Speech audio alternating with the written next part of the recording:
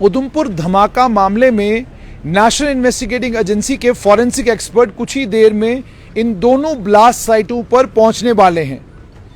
Forensic expert in दोनों blast sites को inspect करेंगे और दोनों ब्लास्ट साइटों पर इसकी दोनों का निरीक्षण करेंगे और निरीक्षण करके देखेंगे कि आखिरकार ये हुआ क्या है। आप देख सकते हैं कि ये बस आपके सामने है। इस बस में ब्लास्ट हुआ है और बस का बाहर वाला पोर्शन बिल्कुल सही सलामत है, लेकिन ऊपर वाली छत उड़ गई है और उसके साथ में अंदर डैमेज हुआ है। इस बस के सामने ये मेटाडोर लगी हुई थी, ये मेटाडोर भी क्षतिग्रस्त हुई है।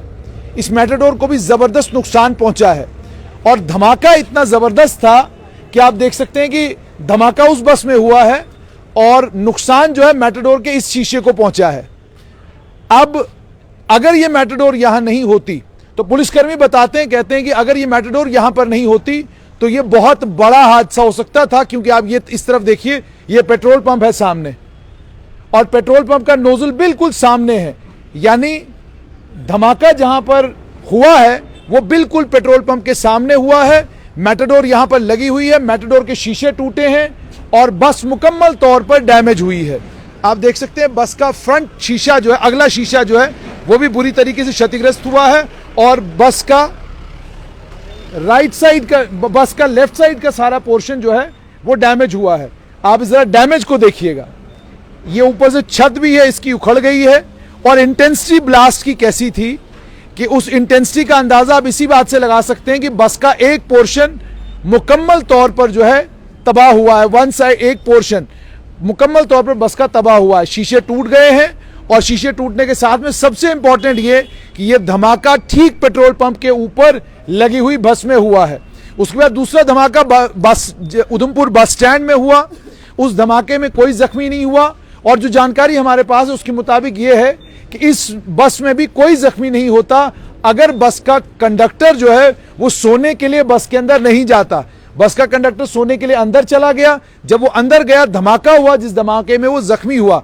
आपने वो विजुअल्स भी देख लिए होंगे, उस विजुअल्स में वो साफ तौर पर बता रहा है कि क्या कुछ हुआ यहां पर। लेकिन सबसे गंभीर बात ये कि आखिरकार उधमपुर निशाने पर क्यों है। इससे पहले भी आपने देखा कि आतंकियों ने उधमपुर में सलाथिया चौक में एक ब्लास्ट हुआ था।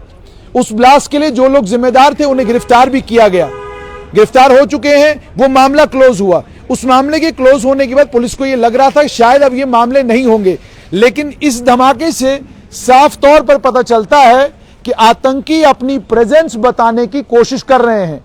वो बताने की कोशिश कर रहे हैं कि वो जब जहां पर चाहें, जिस समय चाहें धमाका कर सकते हैं। पुलिस के आला अधिकारियों से मेरी बात हुई, उन्होंने कहा कि हम इस केस में भी अलग अलग एंगल्स पर काम कर रहे हैं। जल्द वो लोग जिन्होंने धमाका किया है हमारी गिरफ्त में होंगे। और एक और इंपॉर्टेंट चीज यहां पर यह कि पुलिस के सूत्रों के अनुसार साफ तौर पर बताया जा रहा है कि यह आतंकी हमला ही है, यह आतंकवादियों की ही कारस्तानी है। और अब ये किया कैसे गया है, इसमें हुआ क्या है, उसकी पड़ताल पुलिस ने शुरू कर दी है।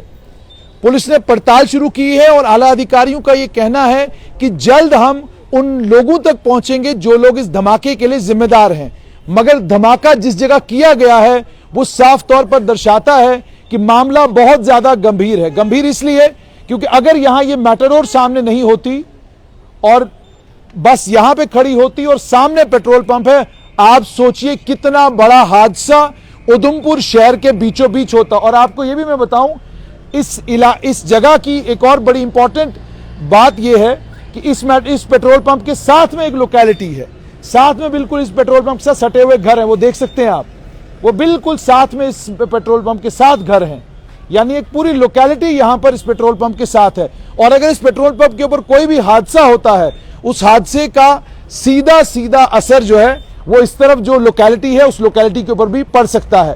रात को जिस समय यह हादसा हुआ उस समय भी पुलिस की टीमें यहां पर पहुंची। सुबह एडीजीपी जम्मू मुकेश सिंह मौके पर पहुंचे, डीआईजी उधमपुर सुलेमान चौधरी मौके पर थे और उसके अलावा अन्य पुलिस के अधिकारी भी यहां पर थे।